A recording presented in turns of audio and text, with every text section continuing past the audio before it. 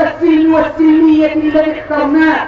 رأى العقلاء من أبناء هذا الوطن في كل الأطراف إلا طرف السلطة ومن يدور في فلكها من الفاسدين والمفسدين، أقول رأوا أن هذا الطريق هو الطريق الأمثل، وأنه يحقق أعظم أهداف الثورة التي خرجنا لأجلها. نحن خرجنا وكلنا نعترف بذلك لإزالة حكم علي صالح وأسرة علي صالح ومن سار في فلك علي صالح من النفسيين والمفسدين والذين أخربوا البلاد والعباد. أقول إننا نسير قدما في هذا الطريق لأننا نؤمن أنه قد حقق لنا الهدف الأسمى والأكبر، وهو إزالة النظام ورأس النظام.